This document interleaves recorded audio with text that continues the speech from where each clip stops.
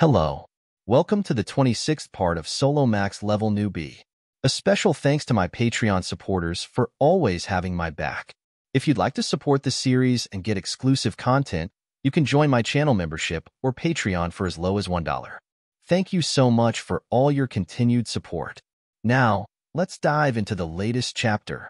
At the beginning of this part, we shift to the real world where Jin-hyuk's team is walking. One of the members, while adjusting an earring, comments, "It's so cold," as snow begins to fall. Another adds, "It really is winter now." They reflect on how it's been 2 months since they began climbing the Tower of Trials, and this is their first winter since the world changed. Meanwhile, the raid on the 15th floor's boss room is still being streamed online. Viewers comment on the stream, saying, "What? They're still going at it? It looks way too easy. Maybe I should become a player after I graduate too." As time goes on, a certain thought creeps into people's minds. I haven't seen Kang Jin-hyuk or the mysterious unknown lately. Who knows? Maybe they made enough money and quit streaming. The growing consensus is that this seemingly dull piece would continue for a while. The scene transitions to the association president's office, where someone prepares to leave, saying, "I'll get going then." After they depart, the association president muses, "It's quiet. Too quiet." Next, we're transported to a scenic waterfall in the Murim world, where Alice and Woo Young are present.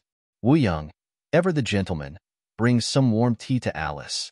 She thanks him and starts sipping, but her attention soon shifts to Jin-hyuk, who is sitting under the waterfall, enduring its powerful force. Alice observes, "Isn't it strange to see him like that?" Woo Young, confused, asks, "What do you mean?" Alice explains, "He's always found some roundabout way to achieve his goals, but now look, he's training to fight." Just then, the Dark Emperor appears and enthusiastically exclaims, "Here it comes." Massive logs are thrown into the water, adding to Jin-hyuk's struggle. The Dark Emperor grins and advises, "I'm sure you already know, but mastering the Dark Heavenly Demon Emperor arts requires pushing your body to its absolute limits. You must endure the pain." As the logs threaten to crash down on Jin-hyuk, the system displays a message. Complete the Dark Emperor's training 699 out of 1,000. One of the logs strikes Jin-hyuk, and he reflects, "I had forgotten why the Dark Emperor never had a disciple." A flashback reveals the Dark Emperor telling him, "You see that mountain over there? Make sure it's gone by next week. And these weights? Carry them around your ankles from now on." Jin-hyuk laughs bitterly, thinking, it was hard to tell if he was trying to train me or torture me. Even for a masochist like me, this training was absurd. I often wished I could quit. But despite the grueling regimen, Jin-hyuk acknowledges, this was the best time for training since the 15th floor was giving me extra time. During the 2 months I've spent here, I trained with the Dark Emperor by day and searched for clues by night. Yet, I still haven't figured out what Yun wanted to show me. Determined, he vows, "I need to solve this mystery, no matter what, even if it means getting help from everyone I know." Meanwhile, on the 25th floor of the tower, in the Holy Empire, all the sisters are watching Teresa from a distance. They whisper amongst themselves, "Look, it's already been 2 months. Look at the storm of ominous demonic energy and divine power. How is it even possible for the two to mix?" Teresa suddenly gets hit and is sent flying. Black Teresa sneers, "I was being kind, and now you want to try and control me? You don't even know what you want. Do you honestly think you can beat me?" As if. She launches another attack at Teresa, who is now bleeding. As the twins watch in shock, one asks, "Who is it?" Teresa, struggling but determined, reassures them, "Don't worry, it's still me." Relieved, they suggest, "Good, then let's go eat now." One of the twins questions, "You're going to train again?" "I'm hungry." Teresa suddenly appears in front of Black Teresa and, smiling confidently, replies, "You can't get annoyed by just this. I can still fight much longer." Black Teresa scoffs, "I can't tell if you're determined or just plain stupid."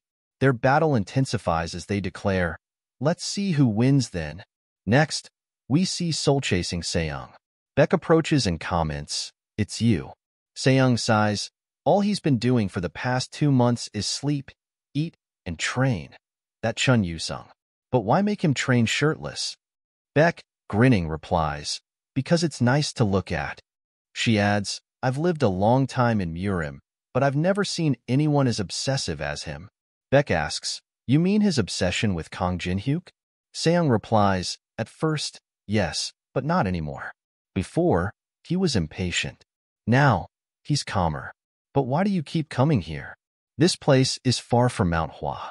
Do you really like him? Beck quickly denies it. No, I'm just here to relay a message. Curious, Seong asks, what is it? Beck delivers the news. There's unrest in the Murim alliance. Many are complaining about the Heavenly Demon Divine Cults Treaty. The treaty promised that the Heavenly Demon would actively engage in the war against the Holy Empire in exchange for money, but they've been idle ever since. If the Heavenly Demon doesn't show up soon, another war could erupt in Murim.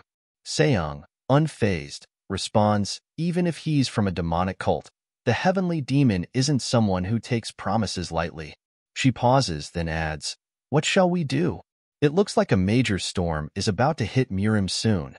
At this moment, a spider on Beck's neck catches our attention. Jin-hyuk is secretly listening through it. He thinks, it seems Chun Yu-sung is training hard with soul-chasing Seong too. Good, develop some new skills while you're at it. It also sounds like the Orthodox faction is starting to turn against the Heavenly Demon Divine Cult. They won't be able to hide the Heavenly Demon's disappearance for much longer. I need to find the clue before the Orthodox bastards invade. Jin-hyuk then spots two figures walking nearby. Samaja suddenly stops and looks around. Dok, his companion, asks, what is it, sir? Samaja shakes his head. Nothing. Let's move. Dok nods. Yes, sir. Jin-hyuk uses the Grand Mage's robe to conceal himself, thinking, Samaja, where is he going at this hour? He continues to follow them stealthily and eventually reaches a dungeon. Why are they going in there? Jin-hyuk wonders. A system window appears before Jin-hyuk, his eyes widening. That's... The system announces, a hidden quest has arrived. Quest, Bloody Secret. Type, Linked Quest. Difficulty rank, S. Description. You have uncovered a clue about the great scheme within the Heavenly Demon Divine Cult. Jin-hyuk's mind races. Is this what Yeon wanted me to discover? What happens next? Stay tuned for the continuation in the next part.